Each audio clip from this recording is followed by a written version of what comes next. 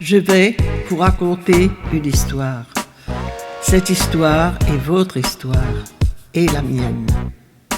Nous allons nous promener ensemble dans 5 jardins, les jardins de nos vies.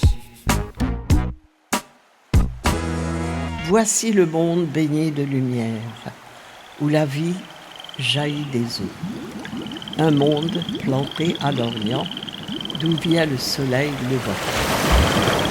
Ce grand jardin est arrosé par un fleuve qui se divise en 4 bras, dont le Tigre et l'Euphrate arrosent la Mésopotamie. De cette glaise, Yahvé a pétri un homme, mélange de l'eau primordiale et de lumière. L'homme est soudé dans l'unité et baigné dans l'harmonie, la matière et l'esprit. Avec Ève, la vivante, Ish et Isha, ils sont sans honte l'un devant l'autre. Alors qu'ils baignent dans la lumière, ils veulent voir. Leurs yeux s'ouvrir. Ils veulent devenir comme des dieux. L'harmonie est rompue.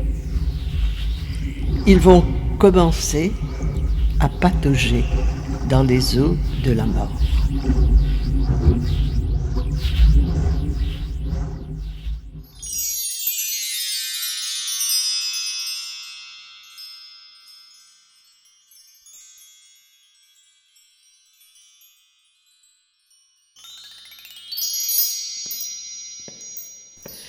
Dans le matin clair, des bruits de pas se font entendre. Une voix appelle. « Où es-tu ? Pourquoi te caches-tu » L'homme répondit. « Je me cache parce que je suis nu. » Alors paraît celui qui vient rendre nos âmes à la lumière. Aussitôt, l'homme retrouve vie.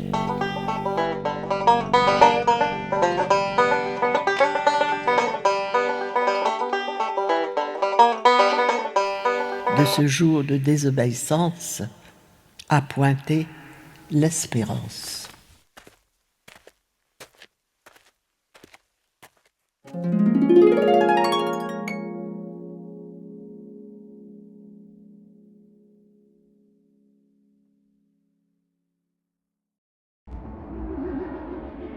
Alors voilà l'homme revêtu par celui qui est venu d'un vêtement fait à sa mesure.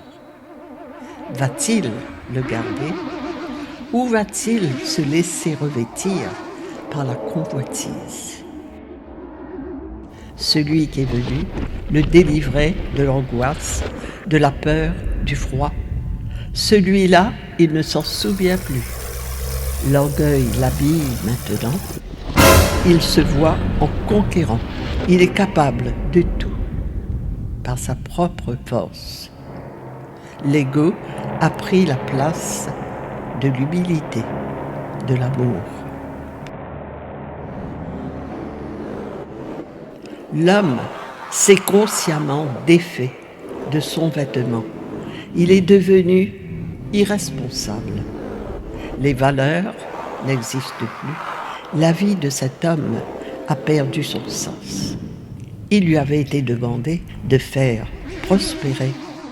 Au lieu de cela, il n'a plus respecté la nature et les hommes.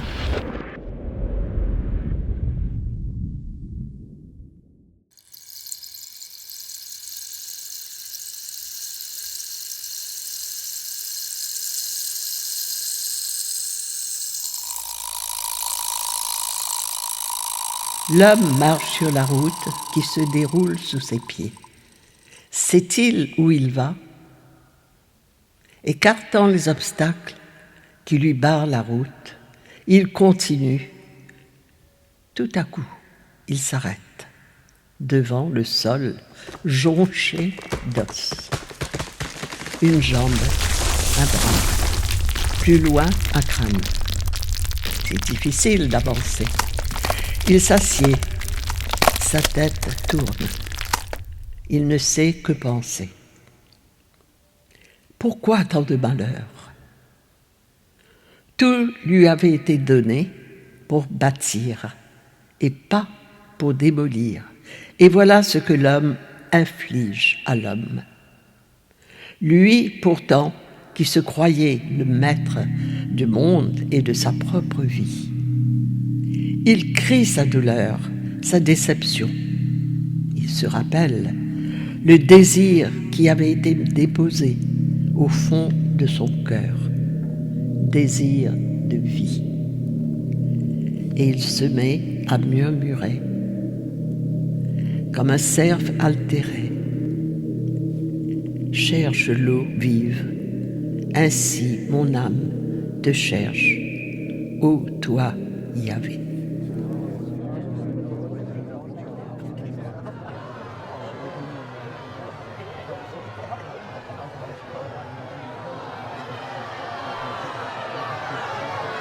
Une clameur s'élève de la terre, la nature exulte de joie. L'homme relève la tête, les yeux brillants.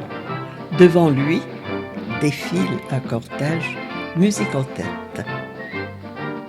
L'espérance à lui. Son cœur cesse de devenir un centre commercial. Le voilà délivré de son ancienne vie. Maintenant, il va faire une alliance d'amour. C'est la vraie liberté.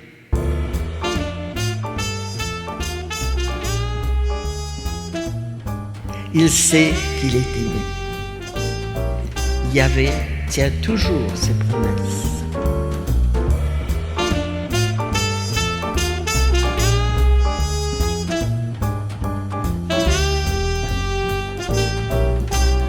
Tandis qu'il se lève, il entend